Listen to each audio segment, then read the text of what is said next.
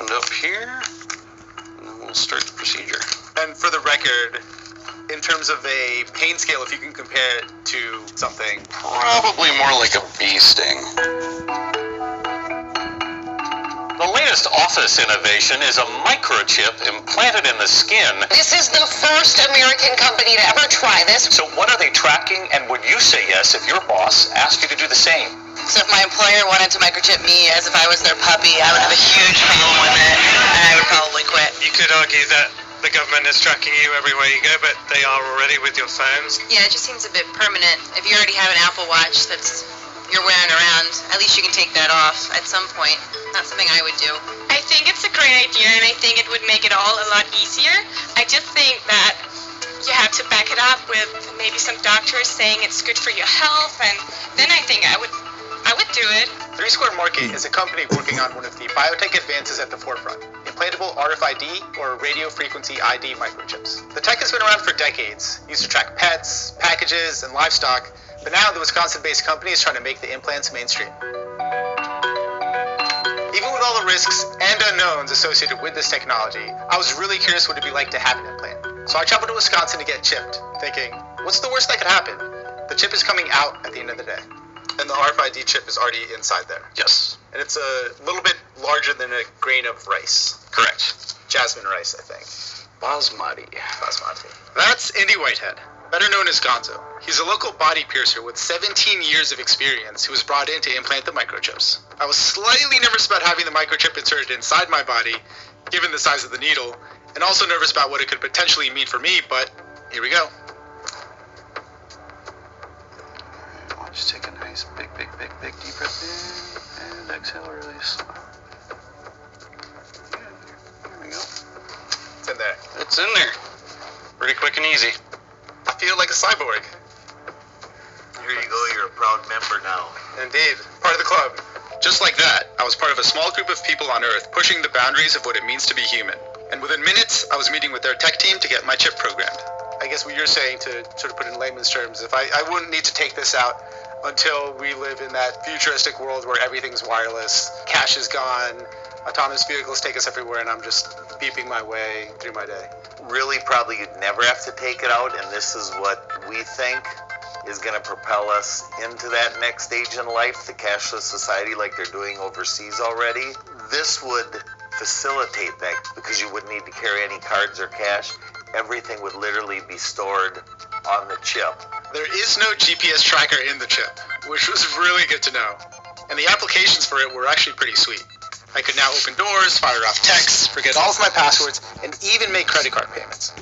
I started to wonder, is it worth getting this thing removed? And what I'll do is I'll set yours up so that I can make a phone call off of it right now.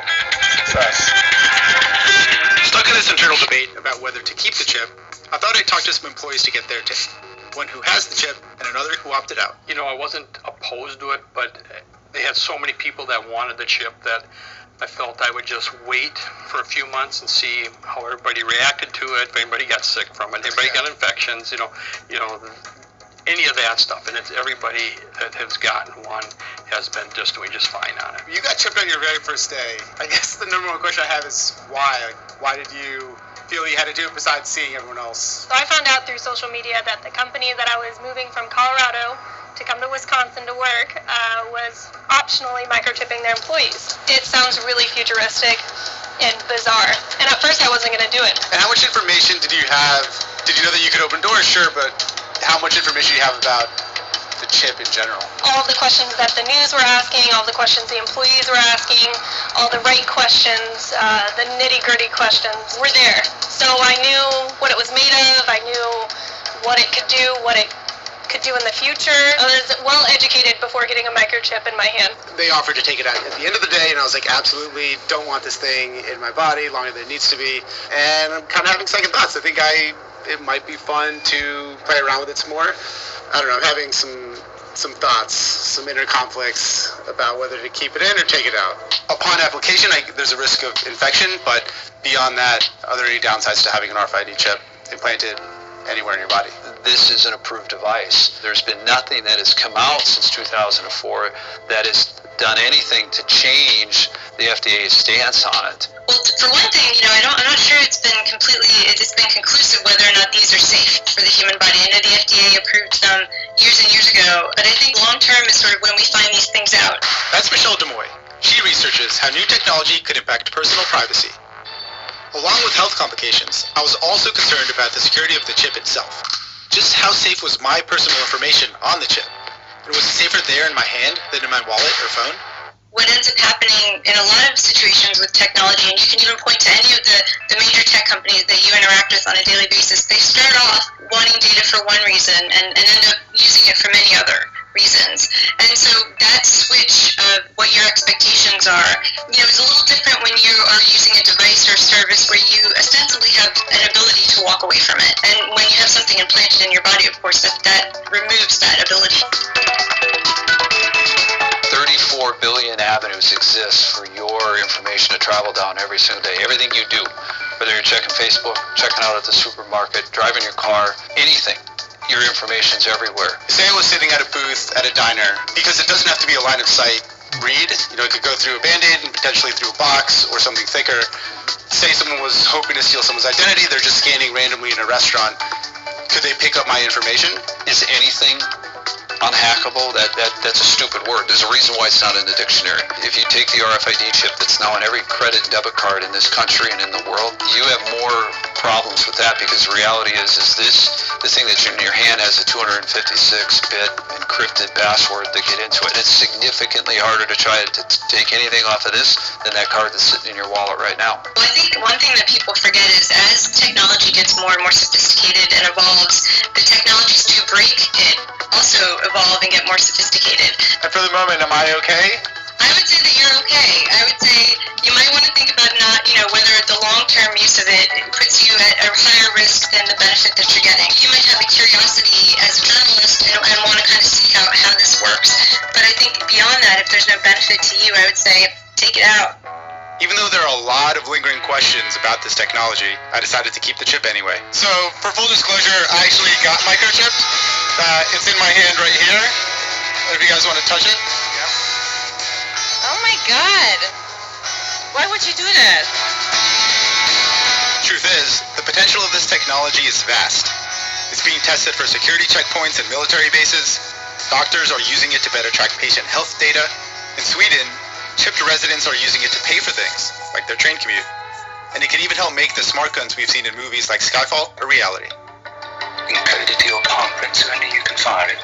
On the regulation side of things, what would you say to lawmakers about the benefits of biohacking and potential risks? Like, what would you say a lawmaker who's just finding out about biohacking and people implanting different things and trying sort of CRISPR and gene mutation? What's your message to them? It's basically what you don't know, and the only way to find out something about this is compared to the driverless cars and other things that are far-fetched, is we need to experiment with it. We need to see what the benefits are before we really judge it either way. So if things were to go horribly wrong and spiral out of control, if I needed this out, I could do it myself. But I don't want it out. It's a funny feeling being at the frontier of wearable tech. So for now, it'll just sit there, tucked under my skin, the start of a question about what it really means to be human.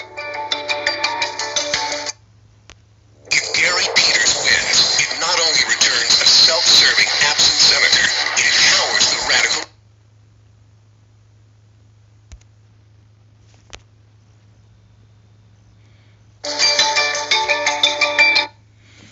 Alright, Shalom. First, want to give all honest glory space due to Yahweh, Ba'Shem Yahushai, Ba'Shem Kakadash, double honors to the apostles and elders, a great millstone, peace to Akim, that's doing his work on the four corners of the earth. And this video you just witnessed was the RFID microchip. Okay, that it was bugged out, but I'm gonna tell you something. Once you put that chip in you, that's it. You know, you could take it in if you want to and take it out. You're gonna be judged by that. You know, really, to you so-called Negroes, Latinos, and Native Americans. Okay, but that's what's pretty much going on. Why you think we have this thing called COVID-19 globally? Okay, because it's really a cover-up for the crash of the dollar and they want to use this RFID microchip, you know, and that's pretty much what they want to do. Okay. And, you know, then that's what's going on here. Okay. But, you know, us here at Great Millstone, we're going to tell you not to take the chip, you know. So what I do, I'm going to go to some scriptures right quick.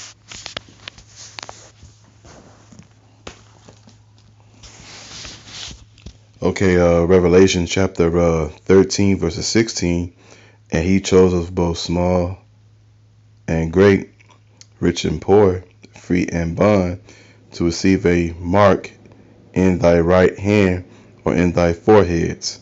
Okay, because they're either going to put the chip in your right hand or on your forehead.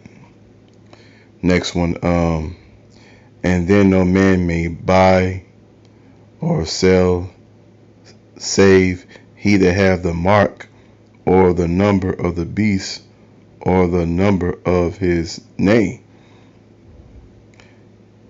Here is wisdom. Let him that have understanding count the number of the beast, for it is a number of a man, and his number is 600, 3 square and 6, okay, which would be 666. Okay, even a guy that, you know, was that ended up taking a chip, he even had a number 6 in the back of his backpack. So he, you know, that was his lot for him to take it. But hey, that's his lot. But anyway, yeah, and so we're pretty much, you know, at the end of this, because they're gonna force this chip. I want to get one more scripture. Okay. Revelation 12, verse 12. Therefore rejoice ye heavens, and ye that dwell in them. Woe to the inhabitants of the earth and of the sea, for the devil is come down unto you, having great wrath, because he knowingly that he hath for a short time. You know, and that's what's going on. You know, these elites, they know that their time is short, okay? And they want to force this chip really on you so-called Negroes, Latinos, and you Native Americans, okay? But, you know, the beauty is this is the end of the kingdom, the end of the kingdom of the Edomites and the beginning of Jacob. And this will be my last scripture, chapter 6 and verses 9. For Esau is the end of the world, and Jacob is the beginning of it that follow it. So, yeah, you know, it's good that they're going to have this chip out, and this is really fitting the prophecy of them, you know, having people want to take the chip, and then World War III, and then, you know, Yahweh Hashem Yahushua going to come and, you know, take the earth, along with the 144,000 and 1/3. So, Lord willing, this was edifying. So with that, I want to give all honors and glory and praises due to Yahweh, Ba'ashem Yahushai, Ba'ashem Karkadash. Double honors to the apostles and elders of Great Millstone. Peace to Akim that's doing this work on the four corners of earth, shalom, and above.